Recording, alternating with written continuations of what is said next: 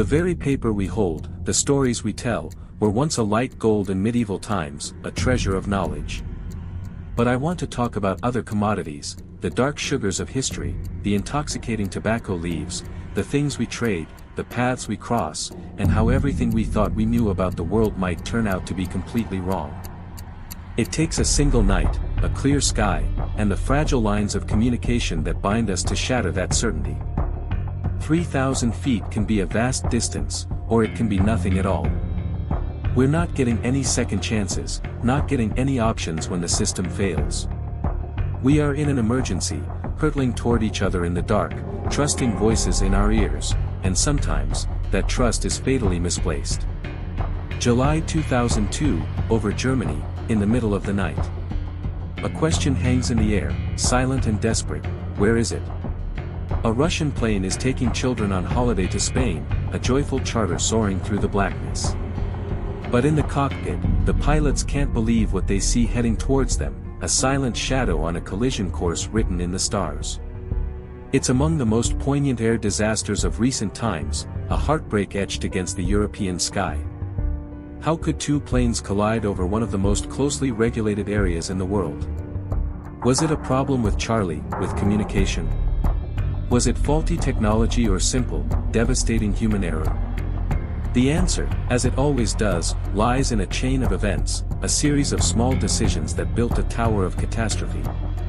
Our story begins in June 2002, in the city of Ufa in western Russia, a place populated by both Christians and Muslims living side by side. This year, its most outstanding teenagers have been chosen for a singular honor, a 2-week vacation organized by UNESCO near Barcelona in Spain. They are the best of Ufa, the most clever, the most athletic, the most artistic. Among them is Kirill Degtyaryov, a 14-year-old prodigy who has been painting since he was 4 and has already had 2 public exhibitions. He was halfway through a new work, a boy with a profound feel for colors and a future bright with promise. The trip sounded very exciting, a deserved reward. He had just graduated from grade 9, he needed some rest, and it was a good opportunity for a summer holiday. Another was Alina Hananova, a 12-year-old gymnast who had won several competitions, a girl with excellent marks and a vibrant spirit. Her parents were so glad for her, knowing only extraordinary children were flying. She loved getting ready, excitedly purchasing clothes and vacation stuff. Her father had cried with happiness when she was born. These were not just passengers, they were dreams incarnate, futures packed into seats 12A and 22C. The 46 children from Ufa, accompanied by a few teachers, left on a train to Moscow, where they were due to catch their flight to Barcelona. But in Moscow, things started to go wrong. The tourist agency accidentally took the children to the wrong airport, so they missed their plane. Terribly disappointed, they waited while the agency tried to sort out the mess, filling 2 days with sightseeing in the Russian capital. Finally, another jet was chartered. On July 1, 2002, they boarded their plane at a Moscow airport. Also boarding were the Kalayevs, a family not part of the school group, going on holiday to meet their father, an architect working near Barcelona. The aircraft was a Tupolev 154, operated by Bashkirian Airlines as Flight 2937. In its cockpit were no fewer than 5 Russians. The captain was Alexander Gross, a pilot for over 30 years, a man with good theoretical knowledge. The first officer was Oleg Grigoriev, who was also the airline's chief pilot. On this trip, he was evaluating Captain Gross. It was a subtle, potent dynamic. Gross was in command, but Grigoriev was his supervisor. If it came to the crunch, who would really be in charge? Also present was Murat, normally the first officer, sitting in the left rear, not officially on duty but whose opinions carried weight as he was soon to be promoted to captain. He was a very professional pilot who loved to fly and kept up with the most progressive things in aviation. Completing the crew were an experienced navigator and a flight engineer.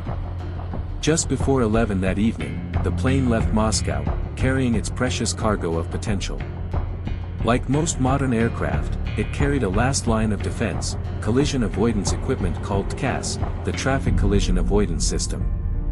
It works because all commercial aircraft carry a transponder, sending out constant radio signals identifying themselves and their position. TCAS listens in, calculates if anyone is on a collision course, and if they are, it tells the pilot what action to take, climb or descend. It is the final guardian if air traffic control should ever let them down. Hundreds of miles away, in Bergamo, Italy, another plane was getting underway, a Boeing 757 flying for DHL, the international freight company, heading for Brussels. Its crew was just two men, Captain Paul Phillips, who was British, and First Officer Brant Campioni, who was Canadian. At 6 minutes past 11, the DHL flight took off on what would be its last journey. The Russian Tupolev and the DHL 757 were on paths that would intersect over southern Germany, at the same altitude, 36,000 feet. The stage was now set in the SkyGuide Area Control Center in Zurich, Switzerland. At 10 to 8, the night shift reported for work. Peter Nielsen, an experienced controller of 8 years, was on duty. The center regulated air traffic in southern Germany and northern Switzerland. That night, there were only 2 controllers, but traffic was light. Nielsen's colleague decided to take a lengthy break, a common practice at SkyGuide. Peter Nielsen was now alone, responsible for all air traffic on 2 radar screens several feet apart. Then, at 10 past 11, 2 technicians arrived. They informed Peter that management had authorized them to carry out maintenance on the main radar. While they worked, the screens would function more slowly and, critically, would give no visual 2-minute warning if planes were getting too close, a system called Short-Term Conflict Alert, STCA. The engineers then said they also had to shut down the telephone system, switching over to standby phones. No one realized it yet, but the seeds of disaster had been sown. The Russian plane was now over central Germany, flying towards Switzerland. Captain Grigoriev got final clearance from the last German controller and was handed over to SkyGuide, where Peter Nielsen was at the helm. Meanwhile, the DHL plane was climbing over the Alps into Swiss airspace. Captain Phillips requested clearance to climb to a higher, more fuel-efficient altitude. Peter Nielsen approved. The DHL reached flight level 360, 36,000 feet, the same altitude as the Russian plane. They were on a collision course but still many miles apart. Now, a new complication arrived on Peter Nielsen's screen, an Airbus Aero Lloyd flight heading to Friedrichshafen Airport. It was going to increase his workload dramatically, having him switch from one screen to another. He tried to dial the Friedrichshafen control tower to discuss handing over the flight, but the line was dead. He tried a second time. The phones weren't working. While he was distracted, the Russian pilot was also calling him on the other frequency. The Aero Lloyd called again. Then another plane, a Thai Airways flight, needed him. Air traffic controllers are used to pressure, but tonight Peter's equipment was crippled. He was controlling 2 screens at once, his collision alert was disabled, and his phones were down. He tried a third time to call Friedrichshafen on a public number. Meanwhile, the Russian airliner and the DHL plane were still heading towards each other at a closing speed of over 800 miles per hour. Neither crew was aware they were only 2.5 minutes apart. Finally, a controller at another center in Germany spotted the danger on his radar. He grabbed the phone to warn Nielsen but couldn't get through, the lines were dead. International rules prevented him from talking to the pilots directly. On the Russian plane, the pilots now saw the DHL on their TCAS screen for the first time. But Peter Nielsen was still focused on the Aero Lloyd flight. On the DHL, the crew was relaxed, their TCAS was silent. The first officer even left to use the washroom. Back in the Tupolev, concern grew. "He's going below us?" a voice asked. Then, their TCAS sounded, "Traffic, traffic." At the same moment, the DHL's TCAS activated, "Descend. Descend." Peter Nielsen, finally seeing the conflict, transmitted, "Bashkirian 2937, descend flight level 350, expedite." Captain Gross disengaged the autopilot and started to descend. But in their ears, their TCAS was commanding the opposite, "Climb. Climb. A terrible conflict erupted in the cockpit. It says climb. He is guiding us down, they cried. Peter Nielsen, thinking he was solving the problem, repeated his order urgently, expedite descent. What he did not know was that the DHL's TCAS, following its logic, had also told its pilots to descend. The DHL crew tried to tell Nielsen they had a TCAS descent instruction, but the frequency was blocked by his own transmissions. If both planes obeyed TCAS, one would climb and one would descend, separation would be assured. But the Russians, ingrained with a deep trust in air traffic control, chose to follow the controller's command. Now, both heavy jets were diving toward the same point in the sky. He's going below us. This is hard. The last words were a cry of sheer terror. The tail of the DHL freight plane clipped the belly of the Tupolev, tearing it apart. The Russian plane, filled with children, disintegrated. The DHL, crippled, struggled on for another 2 minutes before crashing 4 miles away. Peter Nielsen, unaware of the horror he had just witnessed, called into the void, Bashkirian 2937, this is Zurich. Only silence answered. This is the nightmare that every controller hopes will never happen, 2 of his aircraft gone, scores of people dead. He left the control room for the last time, but his story was far from over. The wreckage fell just outside the small city of Überlingen on the German-Swiss border, scattered over 130 square miles. It was the worst mid-air collision in German post-war history. Debris rained down around a school for handicapped children. The sky was orange-red, flaming, with pieces falling and detonating again and again. It was something never seen or heard before. The rescue operation was the largest in the province's history, involving over 6,000 people searching forests and fields for a week. The bodies of the victims were scattered across a corridor 20 kilometers long. In Ufa, families watched the news. When they showed a close-up of the wreckage with the Bashkirian Airlines emblem, hope died. The Hananovs lost their only daughter. Irina Dig lost her only child. For Vitaly Kaliev, the architect awaiting his family in Spain, the news was like thunder in a clear sky. He flew to Germany and, against advice, joined the search. In a field, he found a broken pearl necklace. He recognized it. It belonged to his 4-year-old daughter, Diana. Amazingly, he found her body intact, she had not suffered. The mutilated bodies of his wife and son were found later. In Ufa, the Christian and Muslim communities grieved together. The cemetery where 53 victims were buried reflected the plane's seating, 2 double rows of gravestones, Orthodox on one side, Muslim on the other. A monument of paper planes frozen in flight marks the site. Vitaly Kaliev, having lost everything, designed a huge monument and spent day and night at the cemetery, inconsolable. At SkyGuide in Zurich, work nearly stopped. People were in shock, helpless, and sad. They were criticized for being too technocratic. For 3 weeks, capacity was reduced. Peter Nielsen never returned to a controller's workstation. If you go through something like that, you're not able to come back. It's too deep, a colleague said. The hunt for a scapegoat began.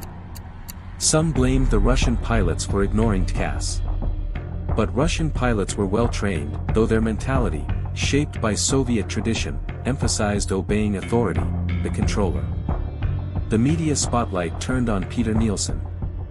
He was the man who guided the planes together, he must be to blame. He was accused of manslaughter by negligence in 71 cases. The coverage was ruthless, painting him as a murderer. Colleagues were angry at the portrayal, feeling they were made boogeymen while others hid behind politics and rules. They started leaving work via underground exits to avoid the press. The German BFU, the Air Accident Investigation Bureau, began its painstaking work. They recovered the heavily damaged black boxes. The wreckage showed the brutal scar where the DHL's tail had struck. The key question was, why did TCAS, designed to prevent this, fail? TCAS has a reversal safeguard. If one crew ignores its instruction, it should tell the other plane to do the opposite. But that night, no reversal was issued. The investigators found a critical flaw. For reversal to work, the planes must be at least 100 feet apart in altitude. They were not, so the DHL's TCAS could only command a more urgent, descend, increase descent. If the reversal had been possible, the children might have lived. The investigators uncovered a deeper, systemic failure. The global rules on TCAS were dangerously ambiguous. What should a pilot do if the controller says one thing and TCAS says another? In Western training, the rule was clear: obey TCAS immediately. But elsewhere, including in Russia, it was anyone's guess. A year and a half before Überlingen, a near-identical conflict over Japan had nearly caused the worst disaster in aviation history, injuring 100 people. The Japanese authorities had asked the International Civil Aviation Organization, ICAO, for urgent guidance, but ICAO, the global rulemaking body, had not acted for 18 months, not until after the Überlingen children had died. The BFU report was scathing, a rare indictment of an international authority. If ICAO had carried out a detailed investigation of the incident in Japan, this probably would not have happened, an expert said. For the parents, the grief was a life sentence. "My life didn't change, it stopped," one said. The worst thing is that the kids were flying, happy, healthy kids, and some grown-up people made a fatal mistake. Vitaly Kalayev's obsession with finding the responsible person grew. In February 2004, he traveled to Zurich. On the night of February 24th, he arrived at a quiet suburban house. Peter Nielsen, the controller, answered the door. What happened next was the last, sad chapter. Nielsen was stabbed to death on his doorstep. Vitaly Kalayev was found nearby. He confessed, saying he just wanted to talk, that Nielsen had refused. The killing sent a new shockwave through the aviation world and the families. "We didn't want him to be killed. We didn't want to have more victims," a mother from Ufa said. Many saw Nielsen not as a perpetrator, but as another victim of a broken system. The final BFU report, published in May 2004, laid out the chain. Peter Nielsen was too late in noticing the conflict. The Russian crew was wrong to disobey TCAS. But the root causes were systemic. SkyGuide's management had allowed a single controller to work two positions alone during maintenance that degraded his radar and phones. The unexpected Aero-Lloyd flight created fatal distraction. The ambiguous global procedures on TCAS created confusion. SkyGuide learned hard lessons: no more single-man operations. ICAO finally issued crystal-clear orders: pilots must obey TCAS immediately, overriding any conflicting ATC instruction. The industry changed, but too late for 71 people. At SkyGuide, a single rose sits in a vase in memory of Peter Nielsen and the tragedy of Überlingen, a silent tribute to a man caught in a web of failing technology, poor procedures, and unimaginable pressure. The story of that night is not just about two planes colliding. It is about how our complex world relies on invisible threads of procedure and technology, and how when those threads, like the strands of a broken pearl necklace scattered across a German field, snap one by one, the fall is catastrophic. It is a reminder that the things we trust, the systems we build, from the paper we write onto the paths we fly, require not just intelligence but unwavering vigilance, clear communication, and the humility to know that everything we think we know about safety might, under a starry sky, turn out to be completely wrong. We memorialize the children, the families, the crews, and the controller, not to dwell in tragedy, but to cement the hard-learned truth that in an interconnected world, there is no such thing as a small error, and every voice in the dark must be heard clearly, lest we find ourselves, once again, in an emergency with no options left.